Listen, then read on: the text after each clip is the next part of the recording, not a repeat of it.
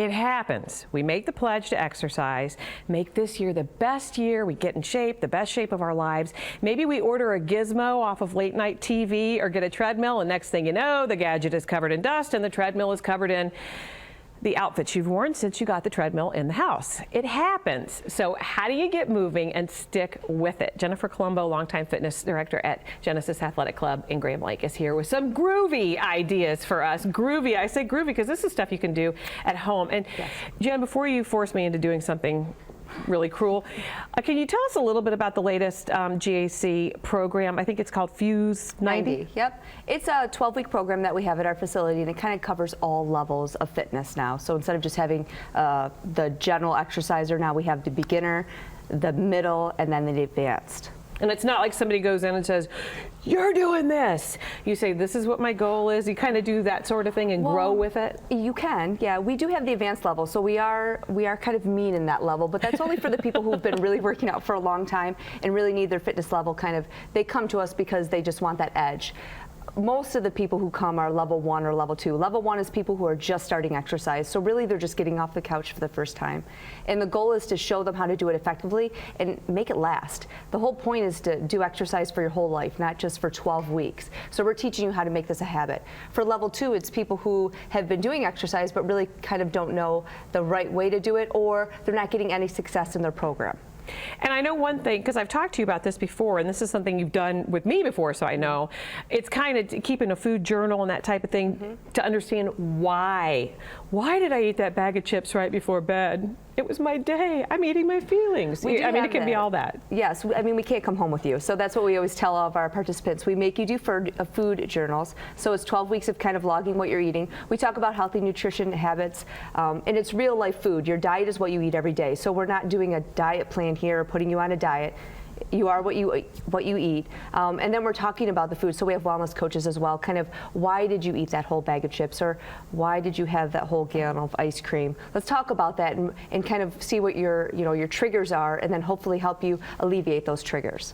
Okay, or somebody sends treats in to work, and of course I'm barefoot here, so yeah, because I know that you're going to have me do some exercises too, and yes. I know, I mean, of course we joke around, we kid about you being kind of a torturer. There is the pain gain thing. There is a fine line there, but you're going to help people get in shape, but not make it so that they hate exercising. No, the whole point is to move. We want people to move. Most people in America are sedentary, which means they're not moving at all. That's why the Surgeon General put it up to 60 to 90 minutes a day, is because people don't move anymore. You have to do something. So I say, for resolutions or for anything, just get moving. Actually move your body. So the things we're going to do today, I'm going to show you a couple levels. So we can make it for the people who are just getting off the couch. We can also make it for the crazies. And that's my world. Yeah, that is your world. I'm somewhere in the middle of couch and well, okay, I'm crazy, but not your kind of crazy. So these things that you have here too, I want to talk about, because these all look like things that you'd be able to put in your house. I mean, even if you have an apartment, it's not like this is going to take up a whole lot of space. Is that kind of a key? Yep, the whole point is that you can do these things anywhere. So these are available online. There's a whole bunch of fitness stores that you can use, but we also have them at our facility too if you want to become a member. The goal is that you can work out anywhere. You don't need a gym. So when I go on vacation or anywhere, I'm not going to a gym. I'm working out outside or doing stuff in my hotel room.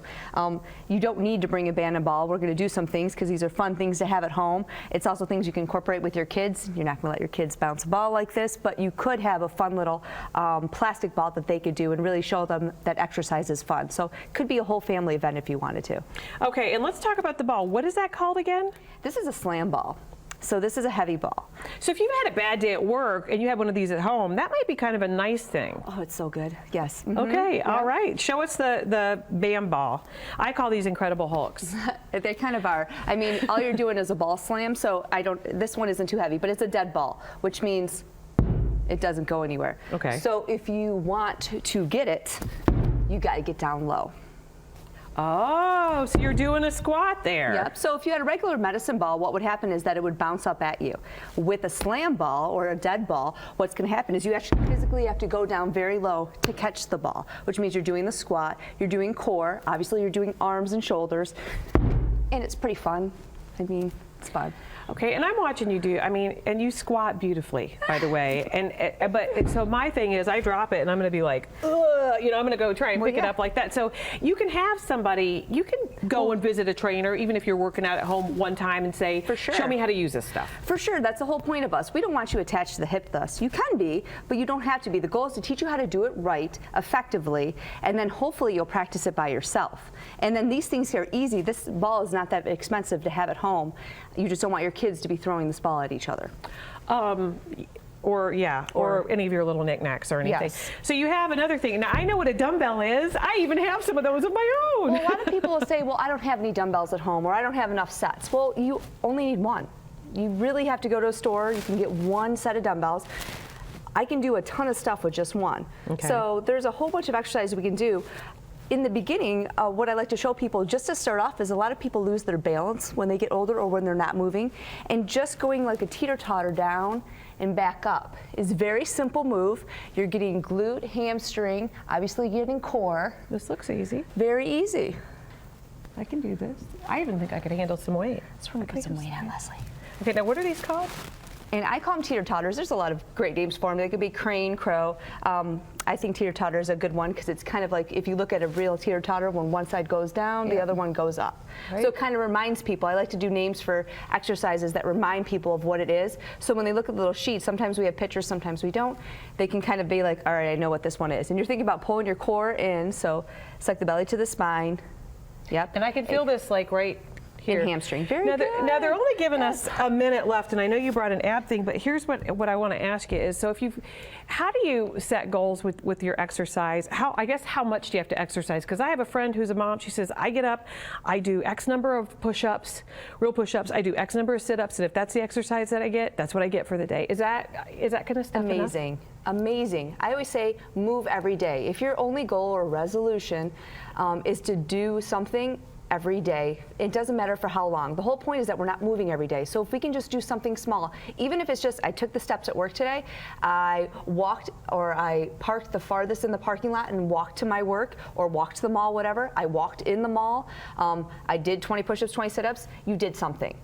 And eventually we go on from there. All right, well, Jen Colombo, thank you. I could talk to you all day. Thanks for coming. Now hold the phone. No, really, hold the phone. It'll help you keep your resolutions. There are so many cool apps and tech gadgets out there to keep you on track for the new year, for us to leave that part of the equation out. So stick around. When we come back, we have some of the coolest tech toys around to help you stick to your goals and be a success. We'll be right back.